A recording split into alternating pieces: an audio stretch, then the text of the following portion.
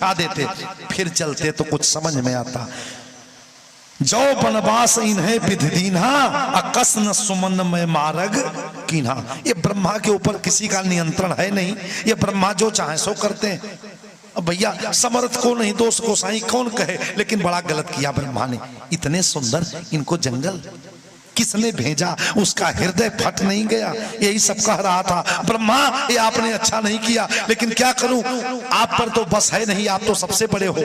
यही बड़बड़ा रहा था। तब तक लक्ष्मण जी को लगा कि मैं सेवा में बैठा हूं, ये आदमी 10 मिनट हो गया बैठा है, ये कर क्या रहा है। लक्ष्मण जी अपना धनुष लिए धीरे धीरे आए। बोले क्या बात है?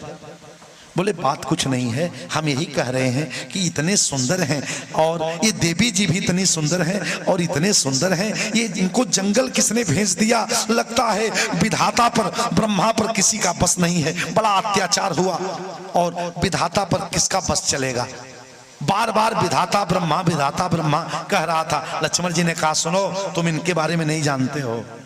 अरे इनकी बात विधाता भी मानते हैं, ब्रह्मा इन्हीं के कहने से सृष्टि करते हैं, ये सामान्य नहीं है, ये हमारे प्रभु हैं। कहा कौन है? कहा मद भयात बात बातोयम सूर्यस तपति मद भयात बरसत इंद्रो दहति अग्नि मृत्युश्चिरत मद भयात। इनकी बात ब्रह्मा भी मानते हैं।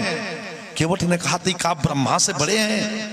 बोले तुमको कैसे बताऊं, ब्रह्मा इनके सेवक हैं, ब्रह्मा के भी स्वामी हैं।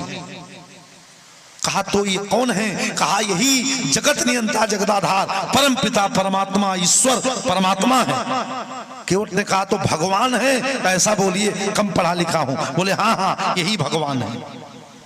अरे केवट ने कहा जिस भगवान का भजन किया जाता है, मंदिर में पूजा की जाती है, ये वही भगवान है? बोले हाँ। केवट ने कहा महाराज ये तो सौभाग्य रहा, दर्शन हुआ। एक बात बताइए प्रोग्राम क्या है आपका? बोले आज रात्रि में यहीं रहेंगे और सवेरे गंगा के उस पार जाएंगे। बोले तब? बोले हमको सवेरे गंगा नदी के उस पार जाना है, गंगा तट पर जाना है। बोले महाराज उस पार जाना है कब? बोले सवेरे। केवट ने कहा ये तो मेरे भाग्य खुल गए। केवट ने कहा इससे अच्छा अवसर क्या होगा कि आज पूरी दुनिया को जो पार करते हैं वो आज मेरे नाव पे बैठ के पार होंगे।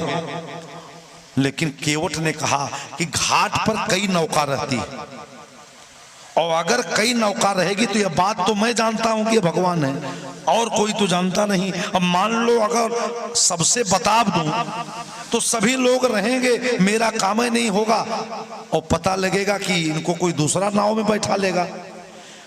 तो केवट ने सोचा कि आज चलता हूं जो मेरा मालिक है।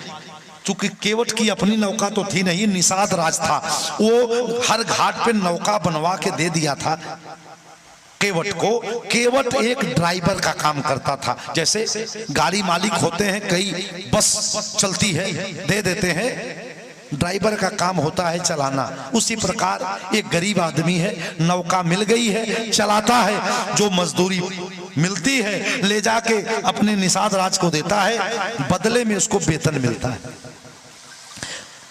लेकर के सब पैसा गया, निषाद राज को दिया। महाराज आज यही मजदूरी मिली है, आज आपसे कुछ मांगने आया हूं। निषाद राज ने कहा बोलो। बोले महाराज एक बार आप हमारे साथ जंगल में शिकार करने गए थे, आपको प्यास लगी थी? बोले हाँ। बोले मैंने अपने पीने का पानी आपको दिया था, आप प्रसन्न होके कहे थे कि हमको बड़ी जोर से प्यास लगी थी, तूने पानी पिलाया है, बताओ तुमको क्या दे दूं? तो मैंने कहा था कि आप हमारे स्वामी हैं, मैं आपका सेवक हूं। स्वामी और सेवक के बीच कोई लेन देन, व्यवसाय और व्यापार की बात नहीं होनी चाहिए। जब हमें कोई आवश्यकता लगेगी तो हम आपसे मांगेंगे।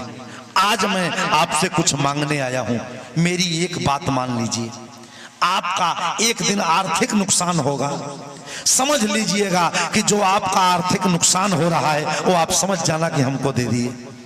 बोले बात बताओ, कहना क्या चाहते हो? बोले महाराज कल प्रातः काल घाट पर केवल मेरी नौका रहेगी, शेष जो नौका चलती है आपका नुकसान होगा, सब नौका खड़ी रहेगी। निषाद राज ने कहा तुम इतने दिन से नौका चला रहे हो, तेरा मन भरा नहीं, कितने आएंगे पार कराने करने के लिए, तुम किसको किसको पार लगाएगा, परेशान हो जाएगा, 2-4 नौका रहती तुमको आराम रहता। बोले महाराज वो सब मैं देख लूंगा, लेकिन भले परेशान रहूंगा पर नौका अकेले की रहेगी। निषाद राज ने कहा चलो मैं सबको घोषणा कर देता हूं कि केवल तेरी नौका कल रहेगी, सब अपने घर रहेंगे, सबकी छुट्टी रहेगी। यही तो केवट चाहता था।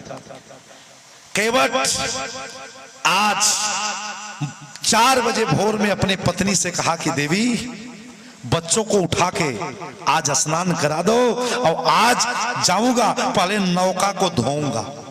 जिस नौका पे संसार वालों के चरण पड़े हैं उस पे मेरे राम के चरण नहीं पड़ने चाहिए।